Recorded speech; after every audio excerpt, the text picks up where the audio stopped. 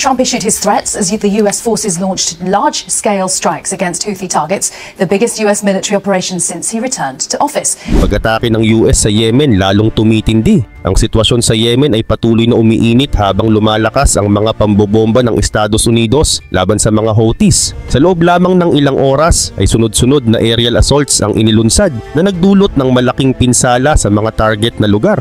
Ang dating estratehiya ni Pangulong Joe Biden ay tila iba kumpara sa mas agresibong taktika ni Donald Trump na nakatuon sa pagwasak ng mga kalaban.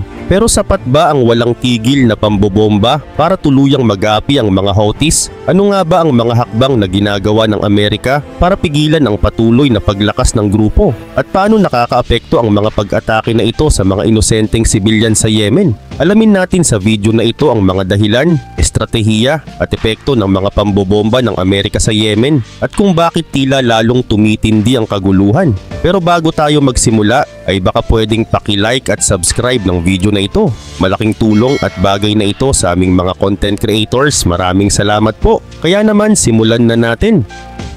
Nagsimula na namang lumala ang pambobomba ng United States sa Yemen na mas pinalakas pa ang mga pag-atake sa mga nakalipas na oras. Sa loob lamang ng 24 hours ay naglunsad ang Amerika ng sunod-sunod na mga aerial assaults laban sa mga Houthis na nagdulot ng malaking pinsala sa kanilang mga puwersa. Muling ipinapakita ng United States ang kanilang malinaw na mensahe na kailangang umalis ng mga Houthis sa Red Sea o tuloy-tuloy ang pagbagsak ng mga bomba. Samantala, iba ang style ni Pangulong Donald Trump sa pagtugon sa mga Houthis kumpara sa mga strategy na ginamit ni dating Pangulong Joe Biden. Pero ang tanong, sapat ba ang walang tigil na pambobomba para tuluyang magapi ang mga Houthis? Noong March 28 ay naglabas ng ulat ang Arab News tungkol sa panibagong serye ng mga pag-atake ng United States sa Yemen na nagmamarka ng mas matinding tensyon sa patuloy na tumitinding labanan. Ang mga pag-atake ay tumama sa iba't ibang rehiyon sa Yemen mula Huwebes ng gabi hanggang madaling araw ng Biyernes. Maraming mga lugar ang tinamaan ng mga bomba, kabilang na ang mga lugar na kontrolado ng mga Houthis sa kabisera ng Yemen, ang Sanaa.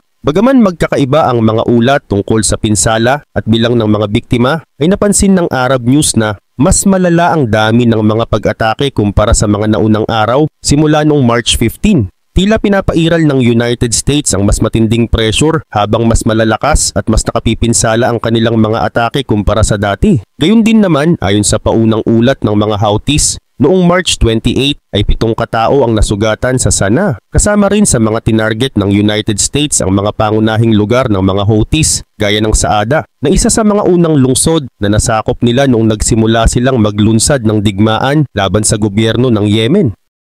Ang Red Sea Port City ng Hodeidah ay tinamaan rin na tila bahagi ng plano ng Amerika na pigilan ang mga Houthis sa pagpapadala ng mga pirate ship sa Red Sea at pagbuwag sa daloy ng mga armas mula sa Iran. Tinarget din ang Marib, Amran at Al-Jauf governorates. Sa katunayan ay hindi nagbibigay ng malinaw na pahayag ang mga Houthis at ang US Central Command tungkol sa pinakahuling mga pag-atake. Kung kaya't ang impormasyon ay kinakailangang pagsama-samahin mula sa mga limitadong ulat.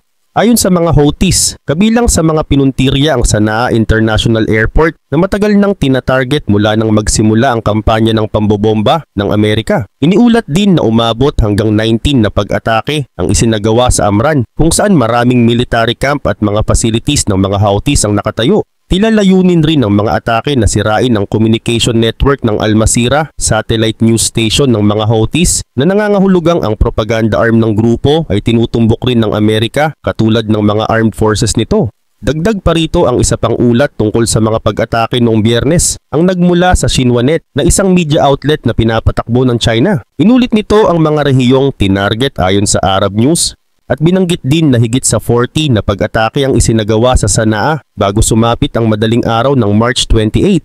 Ibinahagi rin ng ulat na ang mga pag-atake ay kasunod ng pagkumpirma ng mga Houthis na sila ang nasa likod ng pagpapakawala ng 2 ballistic missiles papunta sa Ben Gurion Airport ng Israel at isang military installation sa Tel Aviv noong March 27. Sa Sanaa, ang mga pag-atake ay nagdulot ng pinsala sa ilang gusali, tahanan at mga tindahan. Kabilang na ang isang kampo ng mga Houthis sa gitnang bahagi ng Sanaa. At kung may isang bagay na malinaw, ito ay ang mensaheng ipinapadala ng Amerika. Kapag gumanti ang mga Houthis, mas matindi pa ang magiging tugon ng Amerika. Noong March 26, sinabi ni Pangulong Trump na napakamatagumpay ang kampanya ng pambobomba at tila humihingi na ng kapayapaan ang mga Houthis. Ayon kay Trump, sobrang gusto na nilang magpahinto kami. Sinabi niya sa mga reporter sa Oval Office, kailangan nilang sumuko, kailangan nilang sabihin, wala na. Pero masasabi ko lang na ang mga pag-atake, alam mo, ito'y araw-araw, gabi-gabi, hindi lang isa. Marami ang pag-atake at naging napakamatagumpay ito. Higit pa sa aming inaasahan. Pinatamaan namin sila ng husto, napaka-epektibo at patuloy pa naming gagawin ito sa mahabang panahon. Patuloy naming itutuloy ito ng matagal. Sa kabilang banda, ang mga Houthis naman ay naglabas ng pahayag na nagsasabing hindi sila kailanman magmamakaawa kay Trump para sa kapayapaan. Ayon sa kanilang tagapagsalita na si Yahya Saree, pinapatunayan ng sandatahang lakas ng Yemen na ang agresyon ng Amerika ay magpapalakas lamang sa pagtitiis at katatagan ng mga Yemenis. At ang mga labanan nitong nakaraang mga araw ay simula pa lamang ng isang unti-unting pagpapalawak ng mga defensive operations sa mga darating na araw.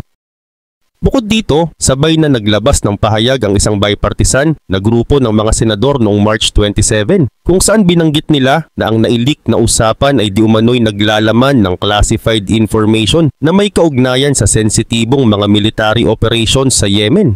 Ayon pa sa kanila, kung totoo ito, ang ulat na ito ay nagdudulot ng mga katanungan tungkol sa paggamit ng mga unclassified networks para sa talakayan ng mga sensitive at classified na impormasyon. Gayun din ang pagbabahagi ng ganitong mga detalye sa mga taong walang sapat na clearance o pahintulot. At habang nasasangkot ang United States sa kontrobersyang ito, ay tila hindi naman ito nagdudulot ng pagbagal sa kanilang pambobomba. Ang mga unang atake noong March 15 ay kabilang na sa pinakamalalakas na operasyon ng Amerika laban sa mga Houthis. Pagsapit ng March 17 ay sinabi ng mga Houthis na umabot na sa 53 katao ang nasawi dahil sa mga atake, kabilang na ang 5 bata. Ngunit gaya ng nakasanayan ay walang binanggit ang mga Houthis kung may mga miyembro o leader nila na kabilang sa mga nasawi. Ayon sa ulat ng The Times of Israel, karamihan ng mga pag-atake ng Amerika ay nagmumula sa aircraft carrier na USS Harry S. Truman kasama ang mga warships nito. Ang mga warships na ito ay nagpapakawala ng cruise missiles laban sa mga target ng Houthis, habang ang USS Harry S. Truman ang nagsisilbing base ng mga fighter jets na pumapasok sa teritoryo ng Yemen upang magbagsak ng mga bomba. Base rin sa parehong ulat, umabot na sa 57 ang bilang ng mga namatay pagsapit ng March 27. Mas mataas na ito kaysa sa kabuuang bilang ng mga nasawi dahil sa airstrikes ng United States sa Yemen noong buong taon ng 2024 na nagpapakita ng mas matinding kampanya ni Trump kumpara sa mga naunang operasyon laban sa mga Houthis. Maliban dito ay naglabas din ng mga detalye ang mga Houthis, bagaman dapat rin tandaan na kaduda-duda ang kanilang mga pahayag. Ayon sa kanila, ang United States, katuwang ang United Kingdom ay nagsagawa ng 930 na pag-atake laban sa Yemen noong 2024. Ngunit ayon sa Armed Conflict Location and Event Data Project o ACLED na isang US-based group, tanging 305 na pag-atake lamang ang isinagawa ng dalawang bansa noong taong iyon, na halos 1/3 lamang ng sinasabi ng mga Houthis. Kaugnay pa nito, ayon sa datos ng ACLED, ang mga atake mula March 15 hanggang March 21 ay umabot na sa 56. Kung susundin ng paraan ng pagbibilang ng mga Houthis, maaring umabot na ito sa halos 150. 7 araw na rin ang nakalipas mula nung iniulat ng ACLED ang mga datos na ito. At hindi lang nagpapatuloy ang mga atake ng Amerika, kundi lalong tumitindi. Hindi rin imposible na nagsagawa na ang Amerika ng higit sa 100 na hiwalay na pag-atake laban sa mga Houthis sa loob lamang ng 2 linggo ngayong March. Kung magpapatuloy ang ganitong kalagayan, ay lalagpasan nito ang 305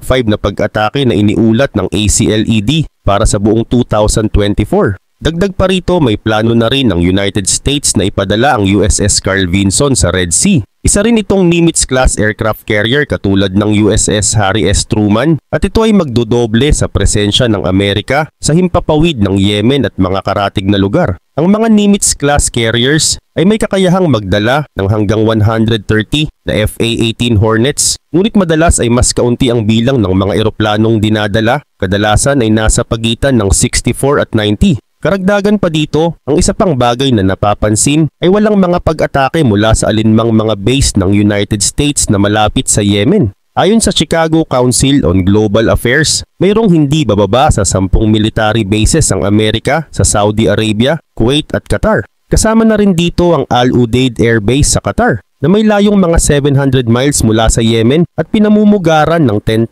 American military personnel. Kabilang ang US Air Forces Middle East Central Command. Gayun din, marahil ay iniiwasan ng United States ang paggamit ng mga base na ito upang maiwasang magdulot ng karagdagang kaguluhan sa Middle East. Halimbawa, noong tumugon ng Israel sa mga terrorist attack ng Hamas noong October 2023 ay naglabas ang Qatar ng pahayag na nagsasabing ang Israel ang tanging responsable sa patuloy na escalation dahil sa patuloy nitong paglabag sa karapatan ng mga Palestinian. Samantala noong October 2024 ay muling nagpakawala ang Estados Unidos ng kanilang makapangyarihang B-2 bombers laban sa mga Houthis. Ayon sa mga ulat, ang mga pambobomba na ito ay naglalayong sirain ang mga underground hideouts ng grupo, lalo na ang mga pinagtataguan ng kanilang mga leader. Ginamit na rin noon ni Biden ang B-2 bombers para sa ganitong misyon, pero tila mas masidhi ngayon ang kampanya ni Trump. Ang tanong ngayon ay, ano ba ang ibig sabihin nito? Malinaw na seryoso si Trump sa kanyang pahayag na magpapatuloy ang walang tigil na pambobomba laban sa mga Houthis at hindi lang basta-basta ang kanyang plano dahil malinaw na naghahanda siya para sa mas matagal na operasyon. Isa pang aircraft carrier ang ipinapadala kasama ang buong fleet ng mga destroyers patungo sa Red Sea. Patuloy rin ang paghahanda sa Diego Garcia para sa mga susunod na pambobomba. At hindi rin nawawala ang posibilidad na gamitin ng iba pang military bases ng Amerika sa Middle East. Lahat ng ito ay nagpapahiwatig ng seryosong babala sa mga Houthis. Pero isa pang malaking tanong ang lumalabas. Ang pagsisikap ba ng Amerika na palakasin ang kanilang mga pag-atake ay sapat na para tuluyang matalo ang grupo? Ipinapakita ng kampanya ni Trump na iba ang kanyang estilo kumpara sa estratehiyang ginamit ni Biden noong 2024.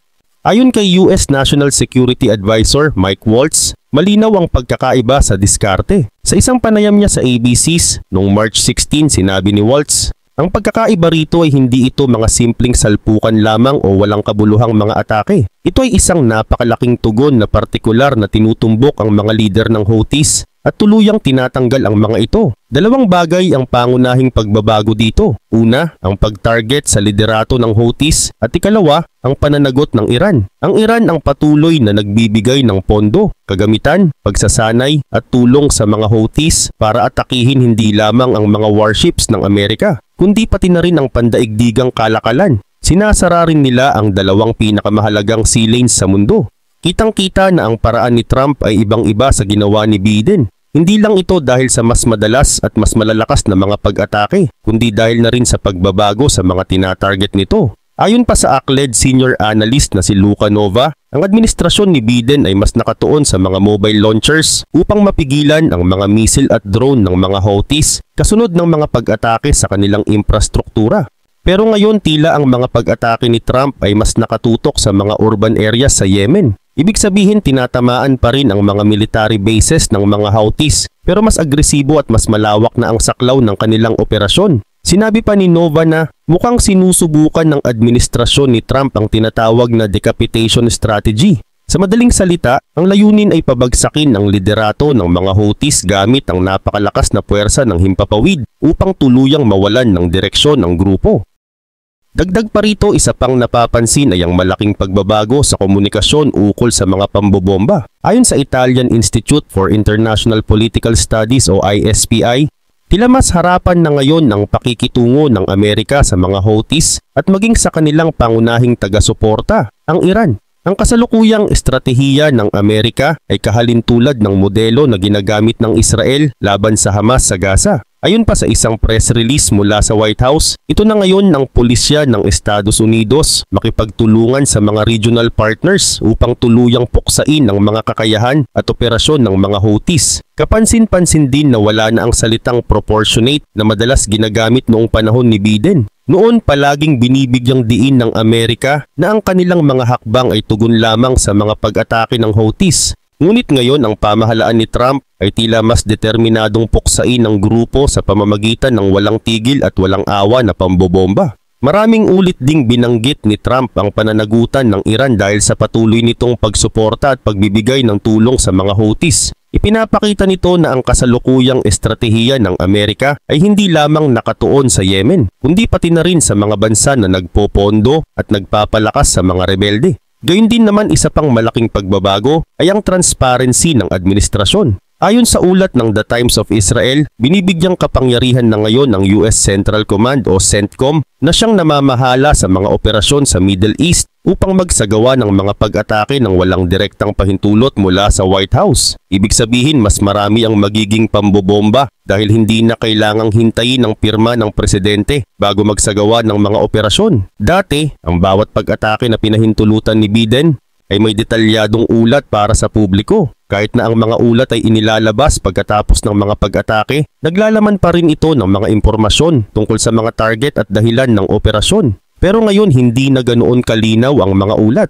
Ayon kay dating US Navy Vice Admiral Kevin Donegan, hindi mo dapat sabihin sa kalaban kung ano ang ginagawa mo at hindi mo rin dapat sabihin sa kanila kung ano ang hindi mo gagawin.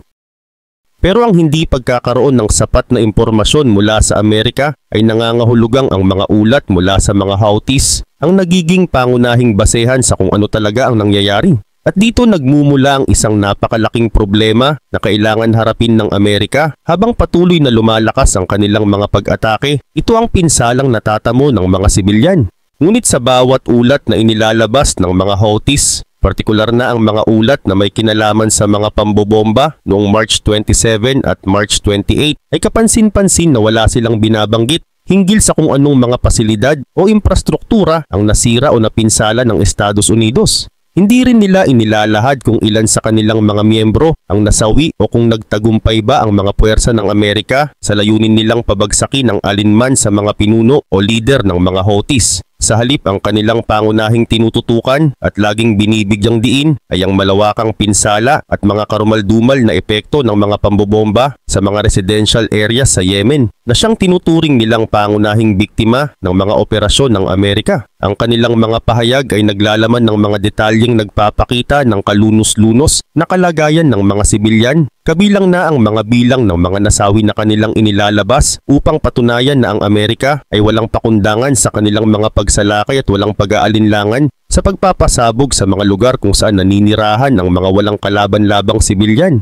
At upang higit pang palakasin ang kanilang mga pahayag, ipinapakita nila ang mga bilang ng mga nasawi kung saan sinasabing may kabuuang bilang na 57 ang patay at 5 rito ay mga bata. Ginagamit nila ang mga ganitong ulat at numero bilang patunay sa kanilang sinasabi na ang Amerika ay nagpapamalas ng walang habas na pagsalakay sa mga lugar na tirahan ng mga sibilyan. Ang kanilang mga press releases ay nagiging instrumento upang ilihis ang atensyon ng mundo at i-focus ito sa epekto ng mga pambobomba sa mga sibilyan, sa halip na ipakita ang tunay na epekto ng mga pagsalakay sa kanilang grupo. Ito rin ay nagiging paraan upang ipakita sa pandaigdigang komunidad na ang Amerika ay gumagamit ng kanilang kapangyarihan upang magsagawa ng mga ataking walang pakundangan laban sa mga inosenteng tao na walang kakayahang ipagtanggol ang kanilang mga sarili laban sa mga high-tech na armas at teknolohiya ng Estados Unidos. Bagamat may tuturing na isa itong taktika ng propaganda, hindi rin naman ibig sabihin na walang kahit katiting na katotohanan ang kanilang mga sinasabi. Ayon mismo sa mga Houthis, tinamaan umano ng mga pag-atake ang isang cancer clinic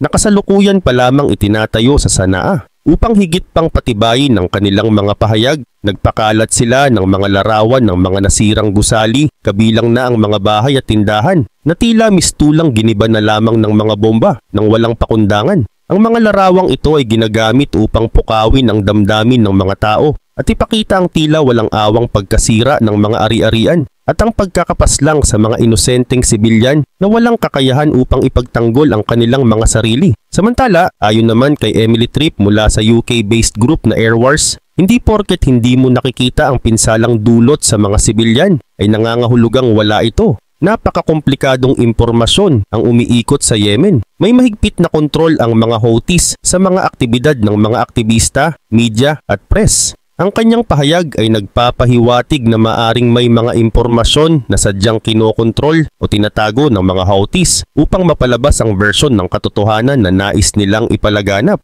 Ang kontrol na ito ay nagiging pangunahing dahilan kung bakit nagiging masalimuot ang pag-unawa sa tunay na kalagayan ng sitwasyon at kung bakit nagiging mahirap para sa pandaigdigang komunidad na makakuha ng objetibong pananaw tungkol sa mga nangyayaring pag-atake. Ang ibig sabihin nito ay may malaking posibilidad na kontrolado ng mga Houthis ang bawat kwento tungkol sa mga pambobomba ng Amerika, partikular na sa rehiyon ng Middle East. Sa ngayon, ang tanging naging tugon ng militar ng Amerika hinggil sa mga akusasyong ito ay isang pahayag na nagsasabing patuloy na nagpapakalat ng kasinungalingan ang mga Houthis. Bukod pa rito, ang tanging sinabi lamang ni Mike Waltz ay ang napatay umano nila ang pinuno ng mga misil ng mga Houthis. Ngunit wala ng ibang detalye o karagdagang impormasyon na ibinigay upang patunayan ang kanilang pahayag. Kung tutuusin kung seryoso ang pahayag ni Trump na kaya ng Amerika na ipagpatuloy ang pambobomba ng matagal na panahon, isang mahalagang aspeto ang dapat nilang pagtuunan ng pansin. Ito ang paraan ng kanilang pagpapakalat ng impormasyon.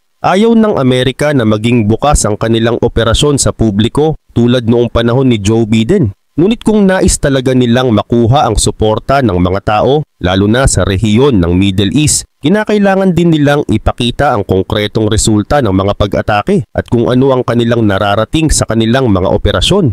Kung hindi, ang karamihan ng impormasyon na makukuha ng pandaigdigang komunidad ay manggagaling lamang sa mga Houthis na nagtatangkang kontrolin ng naratibo upang palakasin ang kanilang posisyon at ipakita ang kanilang sarili bilang mga biktima ng karahasan ng Amerika. Hindi maaaring basta na lamang umasa ang Amerika sa mga pambobomba. Ayon sa isang ulat ng New York Times, maraming mga eksperto sa Middle East ang naniniwala na hindi basta-basta matatalo ang mga Houthis sa pamamagitan lamang ng pambobomba ng Amerika. Bihira ang mga digmaan na naipanalo sa pamamagitan lamang ng air power at ayon sa ilang military experts, hindi magiging iba ang kaso ng mga Houthis. Kung talagang nais ng Amerika na tuluyang pabagsakin ang grupo, kinakailangan din nilang isaalang-alang ang posibilidad ng isang operasyon sa lupa matapos ang sunod-sunod na airstrikes. Sa pinakamasamang sitwasyon, maaari pang umabot sa puntong kailangang sakupin ng Amerika ang Yemen upang tuluyang mapuksa ang impluwensya ng mga Houthis na patuloy na nagtatatag ng kanilang kapangyarihan sa buong bansa.